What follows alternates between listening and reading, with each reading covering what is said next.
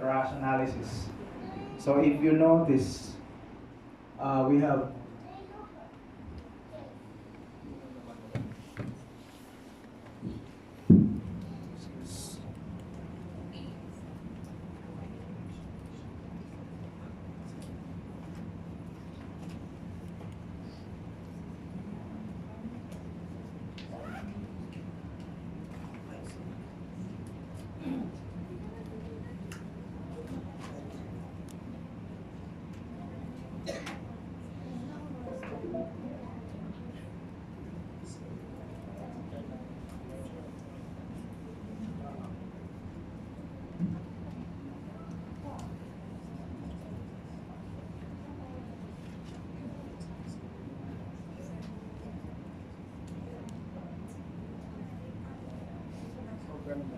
maliit. Maganda kasi maliit.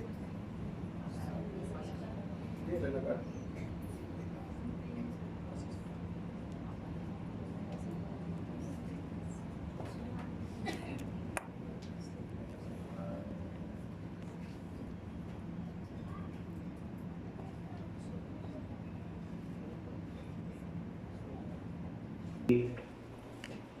Concepts of IRT.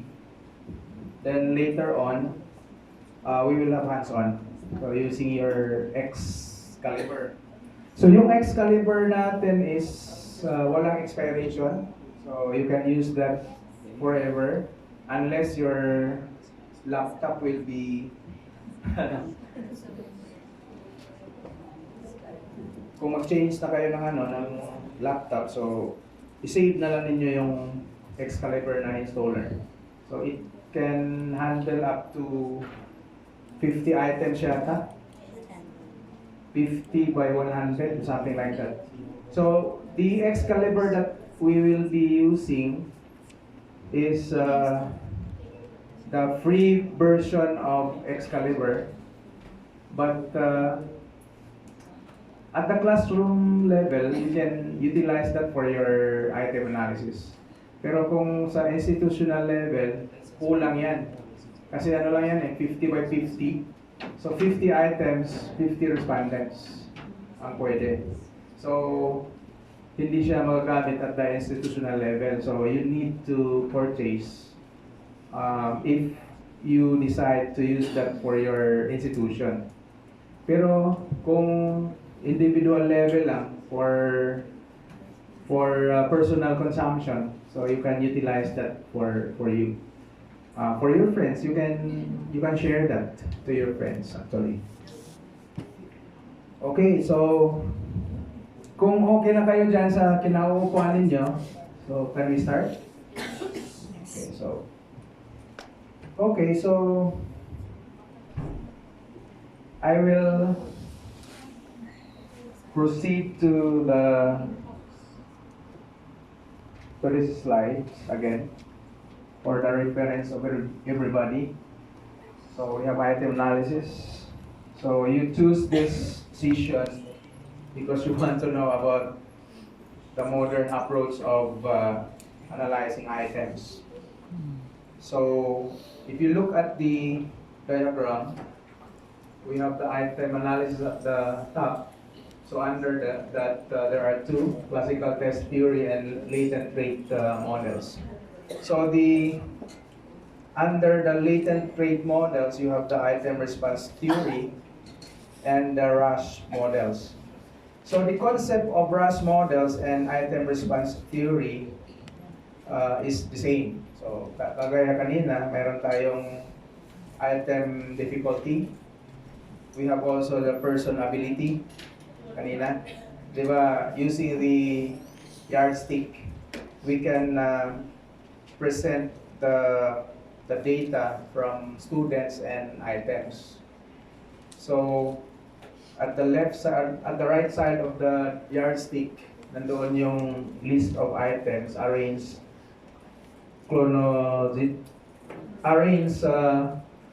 from very easy to very difficult items.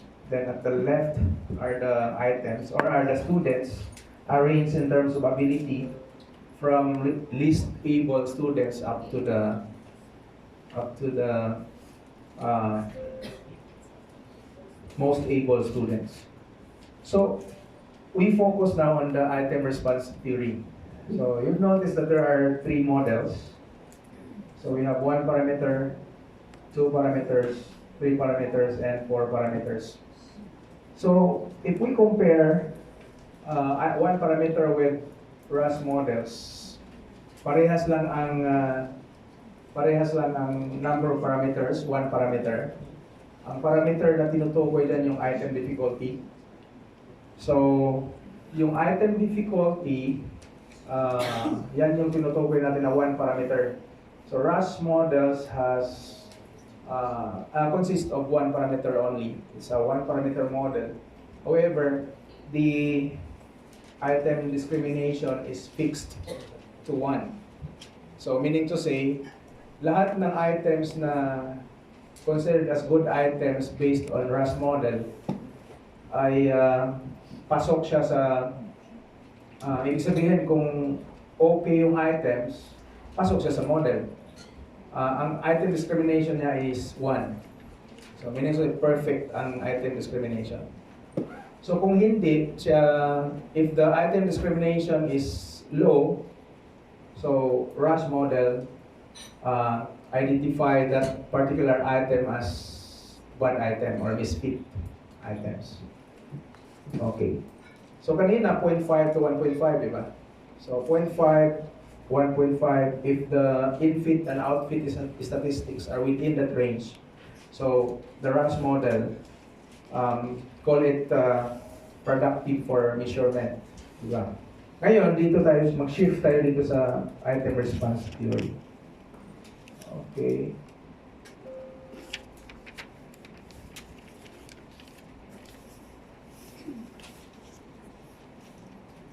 Okay, so item response theory. Alam na natin kung ano yung model, di ba? But at this time, let us talk about mathematical model. So a model is a formalized mathematical expression of the process assumed to have generated a data. So, ang ibig sabihin, if you have a model, that model, there is an existing model, for example, sa classroom ninyo, di ba, pag nagbigay kayo ng exam sa inyong students, they have their own answers to every item. Then afterwards, you can generate data from your students. So the generated data assume that there is an existing model that can generate that particular data. Meaning to say, yung behavior ng students ninyo, the way they answer is based on a model that we don't know. So, meaning to say the data can be generated by a certain model. Yung model, it can be mathematical. So, hindi yung model na nagmo-model ng fashion show. Hindi yun. So, no model is perfect representation of reality. So, all models are false but can be useful if they provide a reasonable representation. Example of model is regression. So, for example, the dependent variable is your decision to attend this seminar. Dependent variable. There are many factors affecting your decision.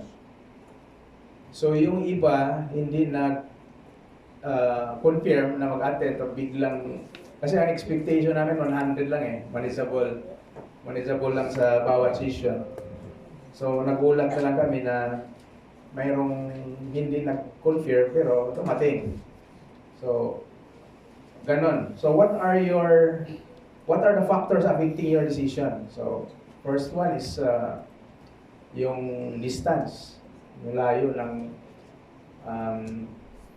venue.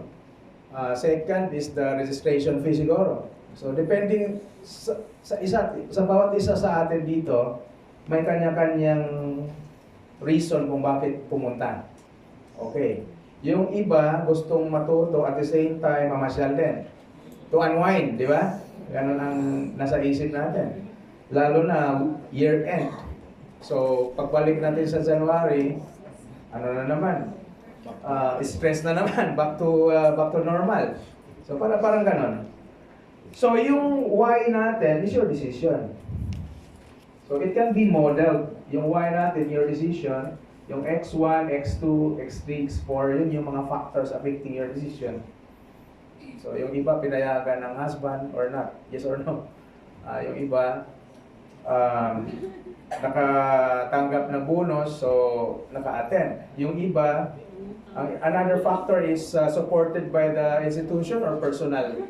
Personal money or money from the institution. Yung iba both then because there is subsidy. So maybe 50% of your expenses will be shouldered by the institution, the other 50% would be your personal pocket. So, maraming factors. So, ang tawag natin dito ay regression model. So, we can identify what are the factors affecting your decision. So, yan. Ngayon, mayroon tayong tinatawag na CTT model. So, ang CTT model, yung classical test theory, yung X mo is your answer to a particular item. So given that there is an item, if you attempt to answer that item, so your answer depends on your total score. Yung T na yan are yung total score na yan, yung T. Tapos yung error. So, ang ibig sabihin, yung true score pala, true score. Yung true score mo, yung letter T, plus a certain error, which is, pwede siyang, maraming factors affecting the error. Di ba, kung ikaw mismo ang sasagot ng item sa board exam, so ano yung factors affecting your answer? It's either you know the subject matter, or careless ka, instead na maraming factors affecting your true score. So there is an error. So kung walang error affecting your decision to give that answer, so zero yung error mo. Okay? So in short, there is a true score plus error. So the error can be zero. Okay. So whatever is your true score plus errors affecting your answer, the result of that is your score. Your answer is letter A in item number 1. It's either correct or wrong. So it depends on your true score plus the error. If you are careless, malaki yung error mo, so magkamali ka. If you can, di ba, ang sa board exam, random sample of items lang yan eh.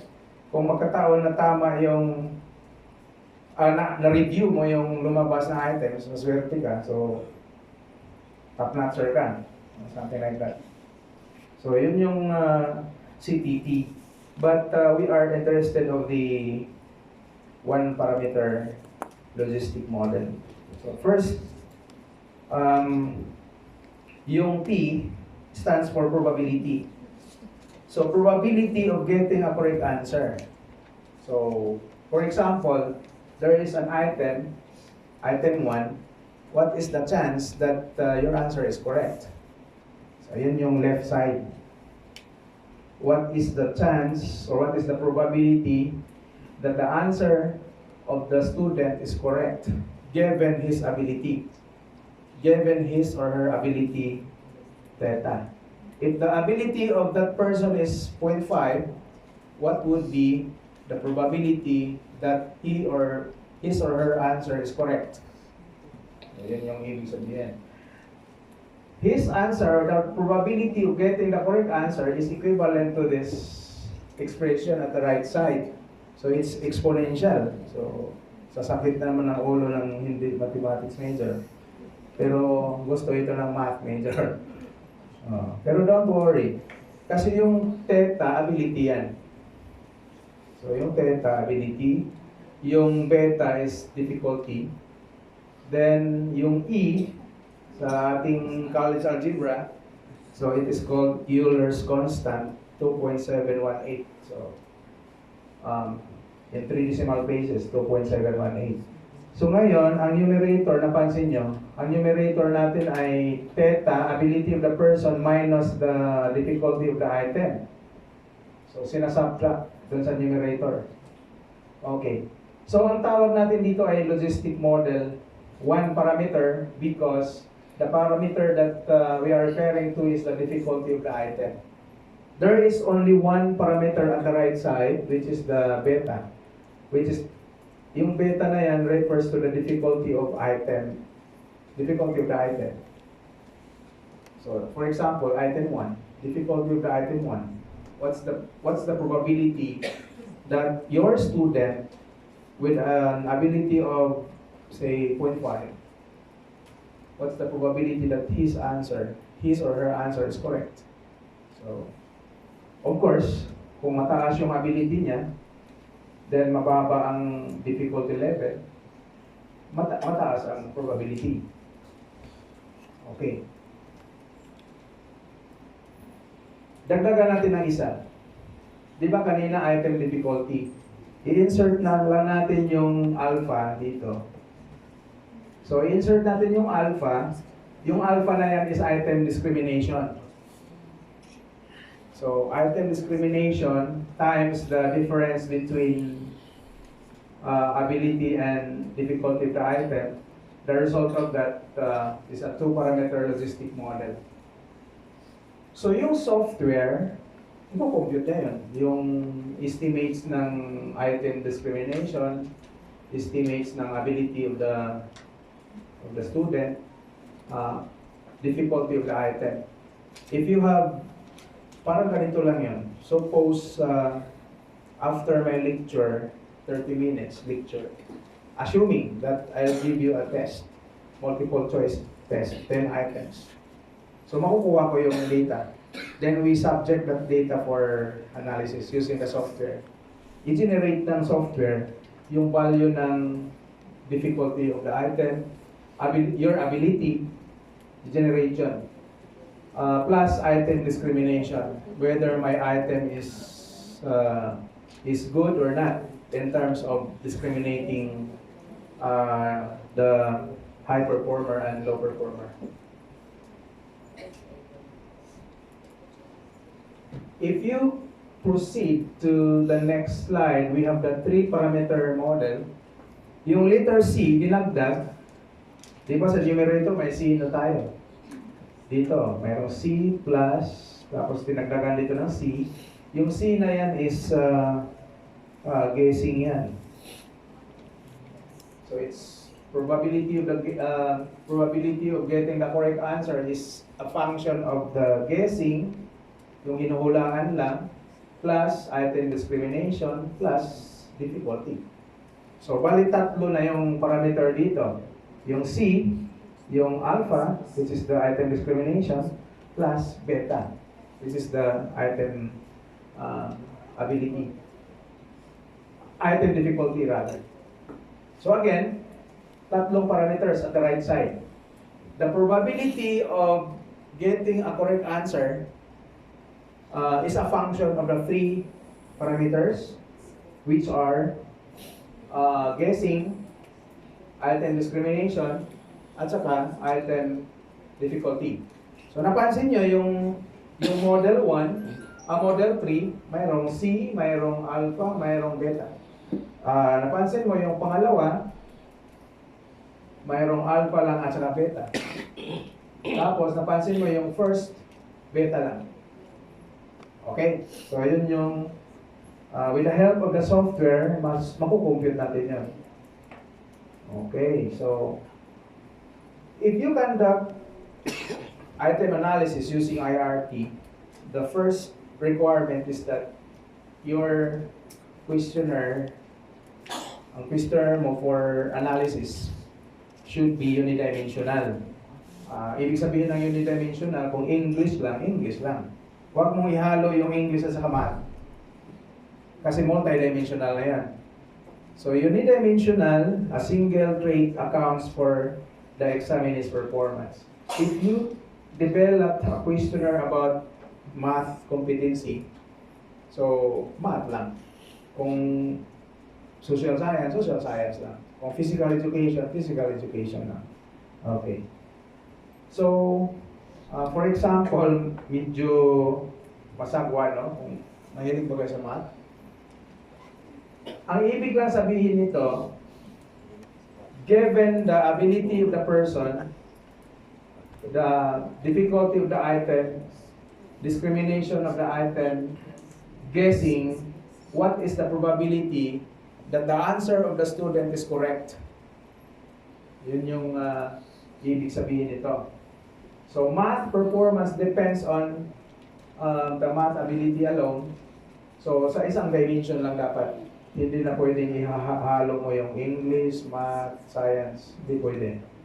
So different, di ba napansin mo mayroong test 1, test 2, test 3. Kung ang test 1 ay English, so i-analyze mo yan. English. Kung test 2 ay mathematics, so mayroong separate analysis for mathematics. Okay? So I will proceed to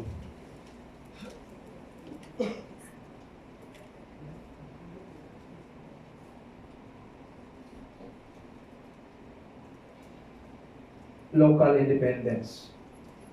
Ang requirement dito is that yung item 1 mo, yung following item should not be dependent on the first item or the previous item. Mayroon kasing iba na kung mali ka sa number 1, mali ka na lahat. So huwag yung ganong questionnaire. So dapat ang sagot niya sa number 5 walang kinalaman sa mga previous items. Kung mali siya sa mga previous items, dapat hindi madama yung next yung other items. So yun yung ibig sabihin ng local independence. Sorry. Sa layman na explanation. Probability of success on all items equals the product of the probability of success per item. Kasi for every item, there is probability. So if you get the probability of success on all items, for example, 10 items, sa bawat item, mayroong probability of getting the correct answer. So if you want to know the probability of all items, probability of getting the correct answer, i-multiply mo lang yung mga probabilities. Probability that the answer number 1 is correct, probability that the answer number 2 is correct, and so on and so forth. Then i-multiply ng software yan to get the overall probabilities. Overall probability, rather. So, consider the one parameter. Di ba ang theta natin ay ability? Tama? Tapos yung beta is difficulty. If the ability and difficulty are equal, ano ang chance na tama ang sagot niya? Substitute mo lang yan. Di ba? Substitute mo lang sa formula. So if theta and beta are equal, so it means na 0 ito. So e to the 0. So e to the 0 is 1 plus 1, 2. So 1 half na. So 1 half is 0.5. Okay. Yan yung ibig sabihin nito. So the probability of success is 0.5 if the ability matches the item difficulty. Ngayon, if the ability of the taker or the student is higher than the level of difficulty, naturally, yung probability of getting the correct answer is greater than, or yes, more than 0.5. Yan. The probability of success is greater than 0.5 if the ability is higher than the ability level. So, natural. Diba? So, may sense. However, if the ability of the, napakaliit ang ability ng exam taker, tapos ang item difficulty is mataas, so ang probability, ang chance niya na tama ang sagot niya is less than 0.5. Diba? Ganun lang yan. Yeah. So ngayon, if we draw the get all the possible probabilities, tapos i-graph natin, so we can come up with an item characteristic curves. So ibig sabihin, kung kukunin natin lahat ng possible bet theta at saka possible probabilities, then we can come up with this curve. Ang tawag natin dyan ay item characteristic curve. For every item, there is an item characteristic curve, or ICC. If you have 10 items in the test, so you will also have 10 ICCs.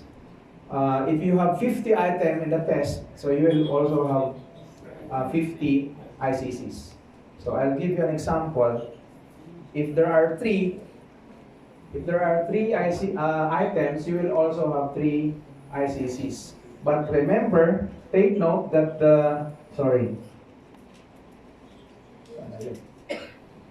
take note that yung vertical line, horizontal line represents the ability. Yan. The ability. So, the higher the ability, the higher also the probability of getting the correct answer. Tama? So, kagaya nito, kapag dito lang yung ability mo sa positive 1, yung item na yan, yung yellow, ang probability of getting the correct answer is here. So it's 0.35, di ba? Or 0.3. Yan. So the farther the curve from the y-axis, the more difficult the item. Okay? So kung makakita kayo ng ganyang ICC, ang interpretation yan, the farther the curve from the vertical line, the more difficult the item. Okay, the closer to the x-axis, the closer to the y-axis rather, yung blue, if you compare blue versus red, mas difficult ang red. Mas difficult din ang yellow as compared to the other 2 items. Kasi malayo siya sa y-axis. Okay? So, madali lang. Malalaman mo kung difficult ba by just looking at the item characteristic curve. These 3 items have different difficulty levels. Yellow is more difficult as compared to the red and blue. Okay? Anong mangyayari kung ating isasama ang discrimination? Di ba yung una na yan, yung curve na yan, para yan sa 1 parameter. Paano kung dagdagan natin ng parameter? Dagdagan natin ng parameter na discrimination. So ito na yung graph. Okay? So look at the equal ang difficulty, pero ang discrimination ay nagbabari. Ang item discrimination for item 1, item 1 is yellow, 0.8 for item 2, then 0.3 for item 3. Yan. Yung blue one, item 1 for this graph. You can see the 3 items have the same difficulty level. Same difficulty level lang. 0 ang difficulty level. Kasi ang beta is 0, ang difficulty level of the item.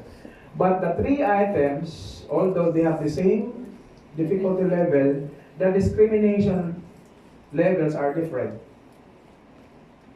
Okay, mas mataas ang discrimination ng item 1, yung blue. So, mas steeper, kung sa mathematics ba yan, yung slope niya, mas mataas as compared to the other 2 items. Pansin niyo? So, yung alpha pala, slope yan. Kung sa mga math major na dito. Pero sa hindi math major, paano ba natin i-translate yan? Yung slope niya, yung napansin mo, yung blue mas steep siya as compared to the red at saka yellow. So malaki yung slope, malaki ang discrimination ng item 1, yung blue. Mas steeper siya as compared to the other two. If you look at the other one, increasing na ang difficulty. Increasing ang difficulty level from 0, 1, 2. So meaning to say, ang difficulty level ng blue ay 0.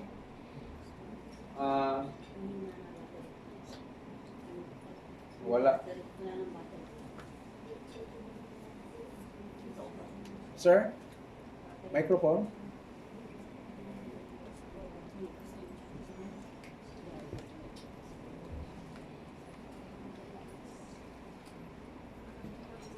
Increasing ang the difficulty level is increasing.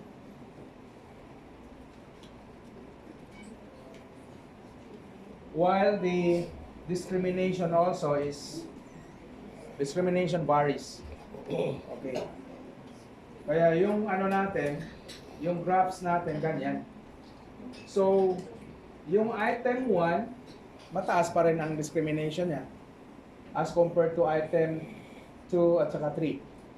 Kasi mas steeper ang blue. So, meaning to say, ano lang ang ibig sabihin dito? We can present graphically the level of difficulty as well as the discrimination.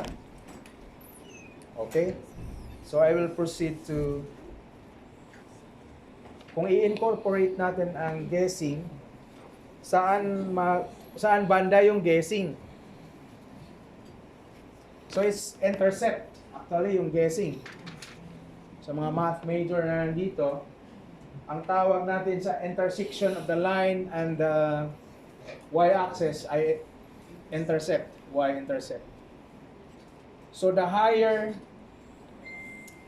for example, yung yellow, mataas ang chance na hinulaan lang yan. So mataas ang chance na hinulaan lang yung yellow as compared to the blue.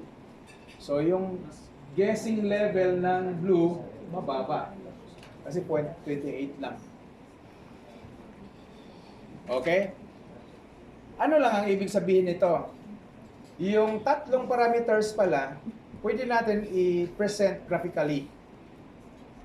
Yung height, yung intercept. Intercept meaning to say yung ito, sa y-axis. Yung value niyan, yan yung guessing. It's also a probability. Diba ang probability ranges from 0 to 1. So probability pa rin. Kasi probability yan eh. Tapos yung slope niya, yung steep ng graph, that represents the item discrimination.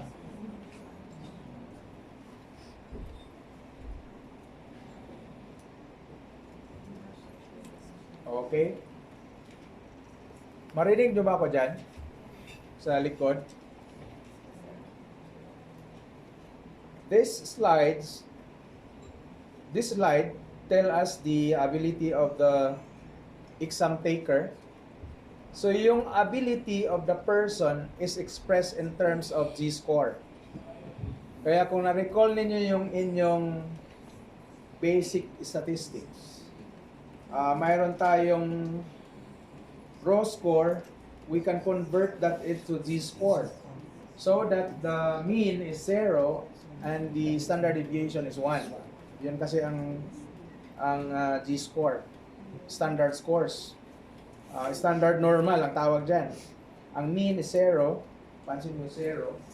Tapos ang standard deviation 1. Yan. So meaning to say, we can express the ability in terms of normal scores. Okay. Yan yung ibig sabihin niya. para kapag normal score, kung ang comparable, yes, comparable siya.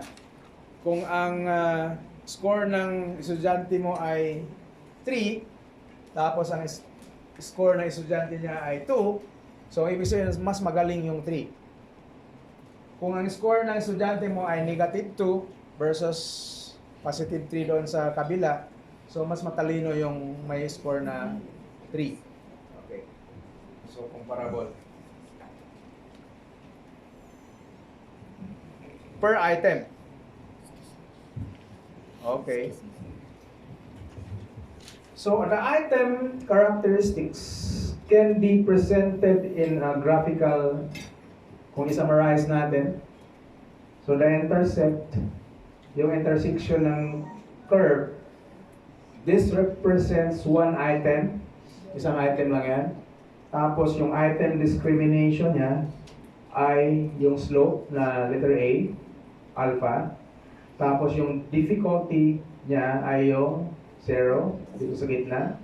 Tapos yung kanyang intercept, the point of intersection between the line, the item, and the y-axis is the guessing. So, in this case, ang probability na hinulaan niya ay 0.25. Okay. So, high discrimination, anong ibig sabihin? Sa tingin ko sa education, mayroon kayong subject na measurement and evaluation? Yes. So, paano ninyo i-measure ang item discrimination using CTT, Classical Test Theory?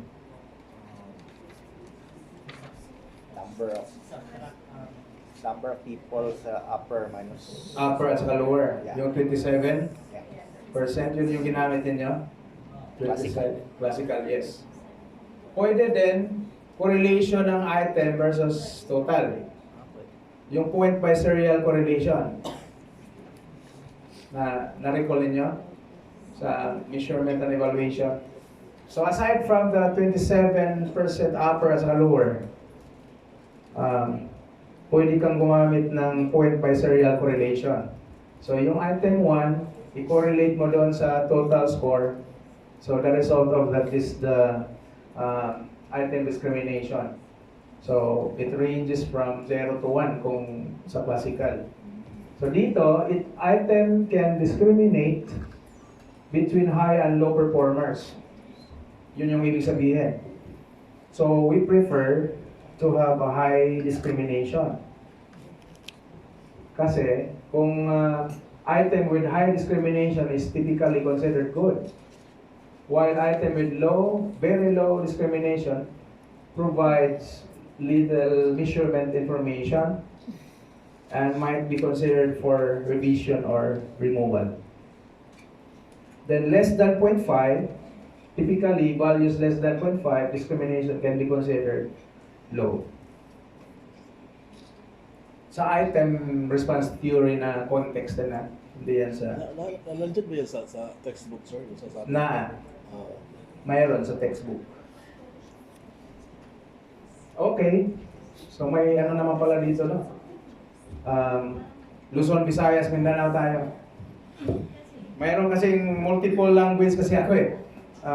I can speak Cebuano, so I can speak Tagalog, I can speak a little of English. So same discrimination but different difficulty level. Yan yung example ng same discrimination but different difficulty levels.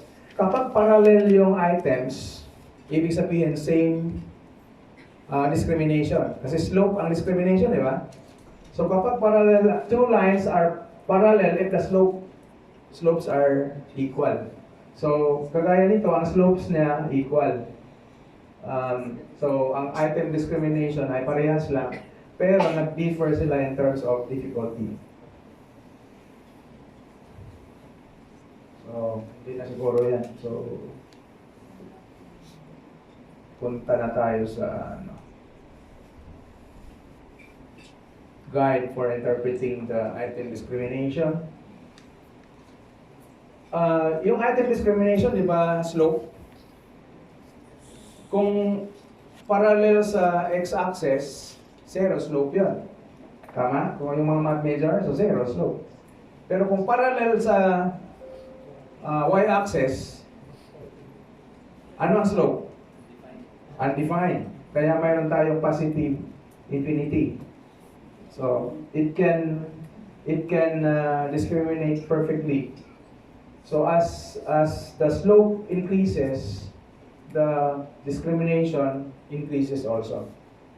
But if, for example, you want to know the discrimination, for example, 0.01 to 0.34, very low yan. Kung 0.35 to 0.64, low, and so on and so forth. But this is for the item response theory. Okay. Sa software natin, we proceed to the software before we have hands-on.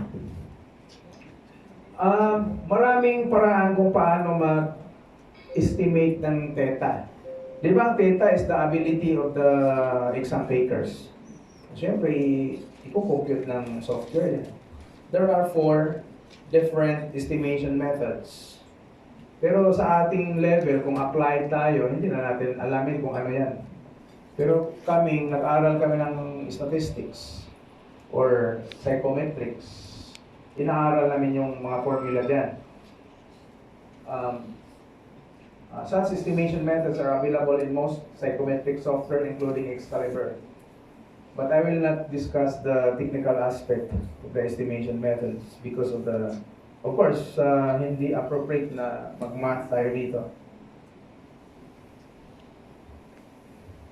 Xcalibre is a software for item response theory assessment of data. It is developed by assess.com or Assessment System Corporation. So if you are well-versed, good in computer, or you can just download it from the website assess.com. Kaso mag-login ka doon, so makukuha mo yung you can ask for a copy of the trial version of the Xcalibre. Kaso yung trial version nila 50 by 50 lang. 50 takers, 50 items. Pwede na, di ba? Free naman yan eh.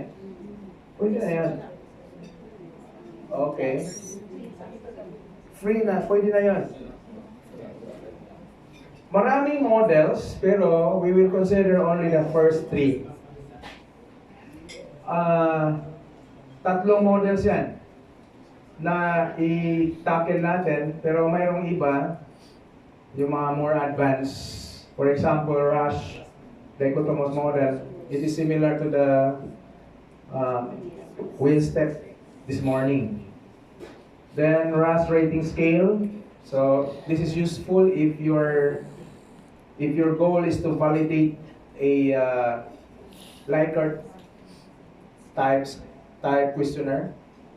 Okay? Yan yung rating scale. Then for example, yung rating scale mo ay hindi parehas ang number of options. So mayroon tayong model na tinatawag na partial credit model.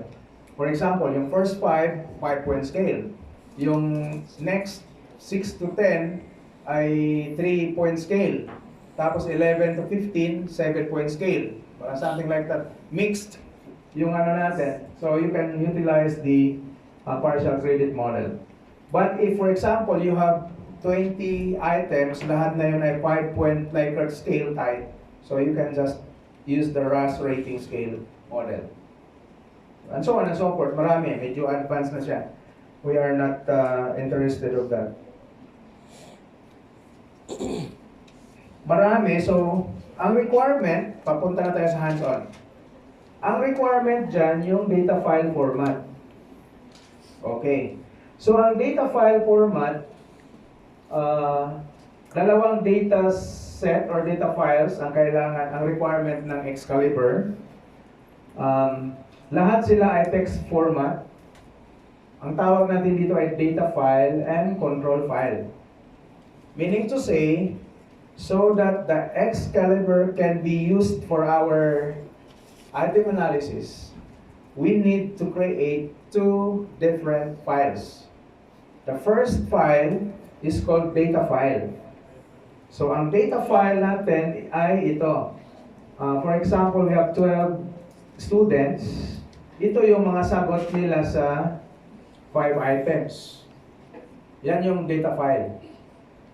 Whatever is the answer of the students in every item, i-record mo.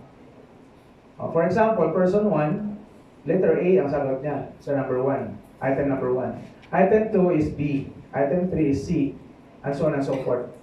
So multiple choice, A, B, C, D, pero 1 is the correct answer. Okay? Yung sagot nila mismo. Kung halimbawa, A, B, C, D ang ano mo, A, B, C, D ang ilalagay mo dyan. Pero kung 1, 2, 3, 4, 1, 2, 3, 4 din ang ilalagay mo dyan. Pero usually, we use letters, di ba? Data file ang tawag dyan. So, examining number or examining ID, malinaw yan. Then, we have the responses. Kung ang sagot nila ay letter A, sulat po letter A. Tatype ko lang. Okay. Yan yung data file. Isang requirement yan. Ngayon, ang additional, kayang gawin natin yan sa Excel, di ba? Yes. Yan. Tapos, ang additional is control file. Ang control file, basically, mayroon tayong item number, item ID. For example, item ID, we have item 01, item 02, and so on and so forth. Item ID. Then, of course, yung answer key. Answer key. So, item number 1, ang answer key is letter A. Tapos, yung 4, yan yung number of alternative options. Kung 4 options, 4 ang ilalagay mo. Tapos, dito sa ano, pwede kang magdagdag ng subtest. For example, math, English. Ilalagay mo lahat ng subtest mo, pero ang gagawin ng Xcalibre by subject. Okay, for example, math. Math lang din ang i-analyze niya. Basta ilagay mo lang dito math, tapos English, science, ganyan. Okay. Tapos yung kasunod, inclusion status. Kung gusto mong i-analyze ang item 1, lagyan mo lang yes, letter Y. Pero kung hindi mo gustong i-analyze, i-exclude mo, lagyan mo letter N. Ganun lang siya. So, napaka-user-friendly. Yan. Tapos, yung item type kung multiple choice. Multiple choice, yan lang. Multiple choice kasi 4 na ang alternative options eh. Ganyan lang ang requirement. Kung magawa mo yan, yung dalawa, yung isa ay data file, makapag-analyze na tayo. Item analysis. Okay. Ngayon, kung bubuksan natin yung ating Xcalibre, ang hahanapin niya ay yung dalawang file. Prepare the data file and control file, yun yung step 1. Kaya, sinadya ko yan para pag uwi ninyo, kaya ninyong gawin. So, we have prepare the data file and control file. So, ma-recall nyo yung control file at sa data file. Tapos, open the Xcalibre in the Files tab. So, pag na-open mo na, pwede mo na i-click itong Files tab. Set your data file. Ilalagay mo kung saan nakasave. Ganyan lang. So, ang gagawin ko mamaya, i-demonstrate ko muna. Then, specify the file name of your output and the run title. Yan. So in my example, I will use my name. After that, step 3, go to input format. Di ba kanina, Dito ako sa tab na files. Tapos i-click ko yung input format, yun na yung lalabas. Yan. Specify the appropriate characteristics of your data. Yan. Ang characteristics ng data mo, ilagay mo. Then, you have step 4, go to IRT model tab. Di ba may maraming tab tayo, may nakalagay dito na IRT model. Pag i-click mo yung IRT model, ito yung laman. So, pipili ka lang kung 3 parameter, 2 parameters, 1 parameter. So, kung gusto mong isama sa analysis mo yung tatlo, pipiliin mo lang.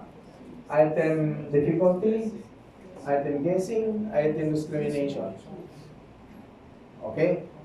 Then after that, step 5, susundan mo lang yung nakasulat ko dyan. Go to calibration tab. So, di ba mayroong calibration na naman dito? Di ba files, input format, IRT model, then calibration. So, estimation tab and then output options tab.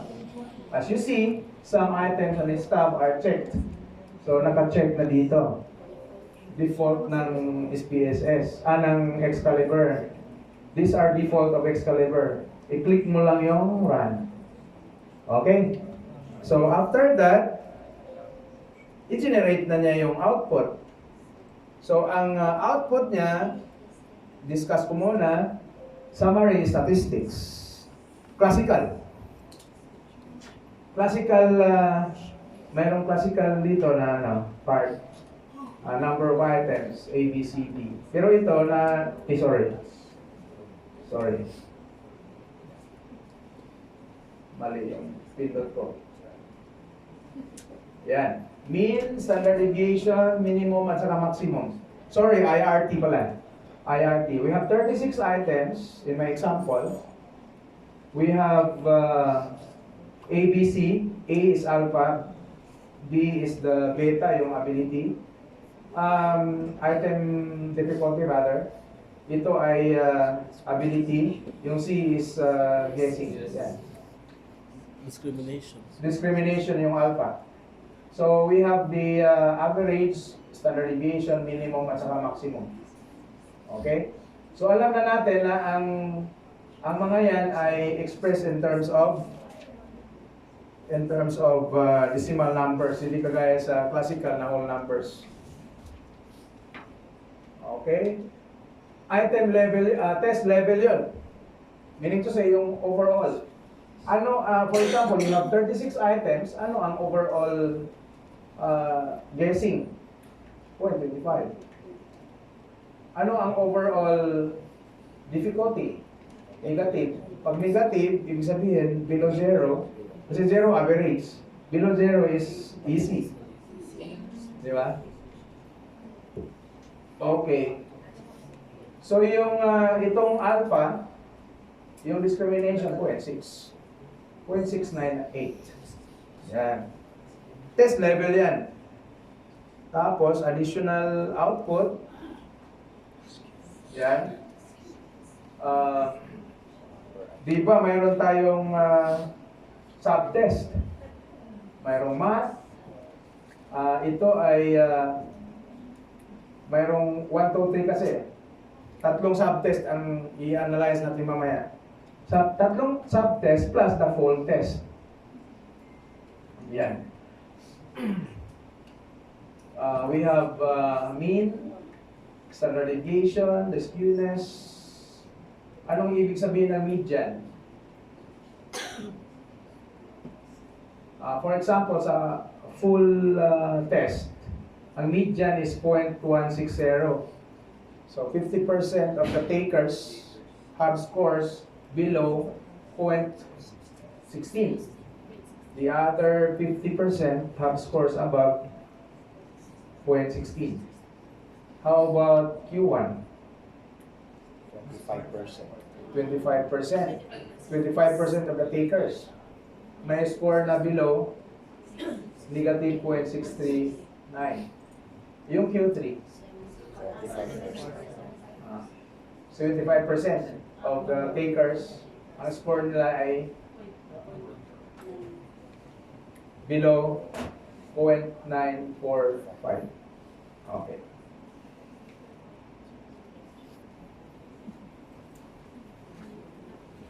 Okay, pati alpha.